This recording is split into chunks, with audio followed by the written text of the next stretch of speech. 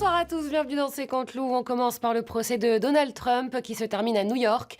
Et on a enfin retrouvé Melania. Elle a été aperçue aux côtés de l'ex-président cette semaine. Donald Trump, bonsoir. C'était à la remise de diplôme de votre fils Baron, né en 2006.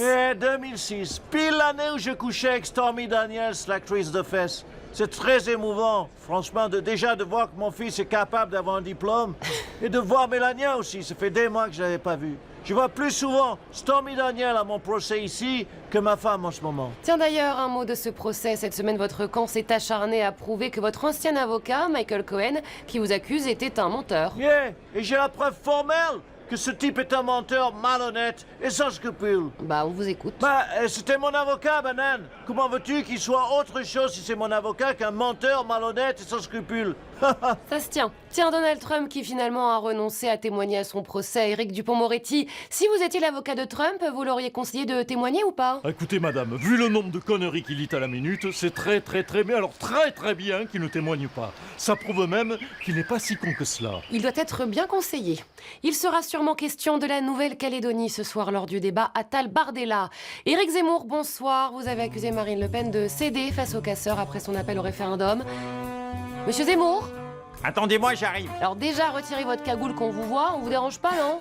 Vous me prenez, j'allais justement à une soirée déguisée. Ah oui, habillé en Ku-Klux Klan, bravo. Mais pas du tout, je suis déguisé en fantôme. Hein, vous voyez vraiment le mal partout, vous. Hein. Ben voyons, comme vous dites. Bon, sinon, la Nouvelle-Calédonie, vous êtes pour ou contre l'indépendance?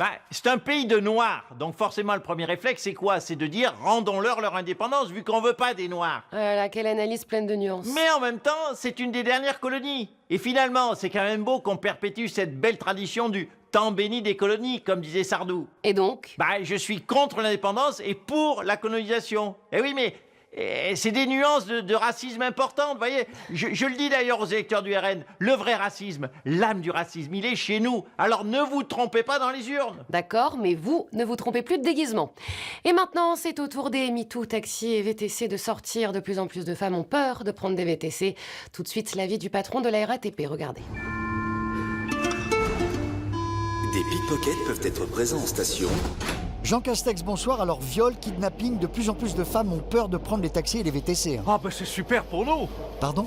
Vous avez déjà entendu parler d'un MeToo chauffeur de métro? Non. Oui, enfin, on n'a pas entendu parler de MeToo métro, mais de frotteur, oui. Ah oui, peut-être, mais entre un kidnapping et un charmant monsieur qui veut danser un slow avec vous sur la ligne 12, vous choisissez quoi, hein? Non, dépêchez-vous de prendre votre passe Navigo. En plus, il va être 2 fois plus cher le mois prochain. Ah oui. Tiens, sinon, Bruno Le Maire voit en vous un rival pour 2027. Et Dupond-Moretti aurait même ajouté, pour 2027, je n'en vois qu'un, c'est Jeannot. Ah, mais c'est imparable, hein? Mitterrand était un petit imbu de lui-même. Et après, il y a eu qui? Chirac, un grand couillon de Corrèze. Et après, Sarkozy, un petit imbu de lui-même. Et après, Hollande, un gros couillon de Corrèze. Et après, Macron, un petit imbu dynamique. Voilà, je vais pas me fâcher avec lui. Et donc après... Et un grand couillon du sud-ouest. C'est vous qui le dites, mais c'est vrai que ça me ressemble quand même un peu beaucoup. Si l'histoire est déjà écrite. Pour passer l'actualité en revue, François Hollande est notre invité ce soir. We'll meet again.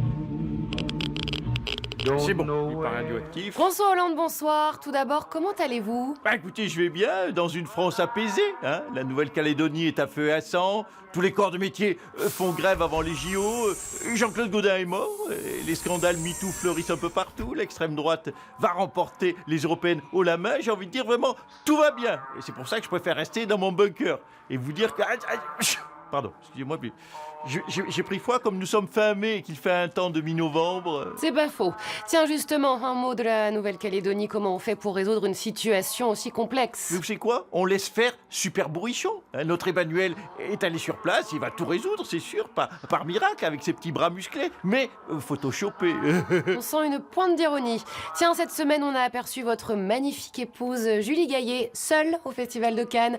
Vous étiez où, vous? Moi, à Boulogne-sur-Mer, pour parler de l'Europe, sous la flotte. Pendant que ma Juju, elle, est au soleil avec des acteurs et des actrices. Oui, vous l'aurez remarqué, je réussis à avoir une vie à la con, même à la retraite. C'est fort, non? Sans faute.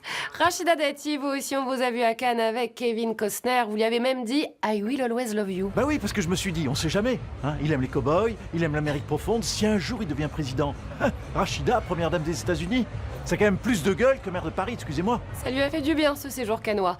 Donald Trump, vous confirmez que Melania sera bien la première dame si vous êtes réélu? Bien sûr qu'elle sera la première dame, ou la deuxième, ou la troisième, mais elle sera dans le tiercé gagnant, promis. Vous voyez ce que je vous disais? Il a très très bien fait de ne pas parler à son procès. Et oui, on aime sa lucidité. Allez, salut à tous. Shut up, just shut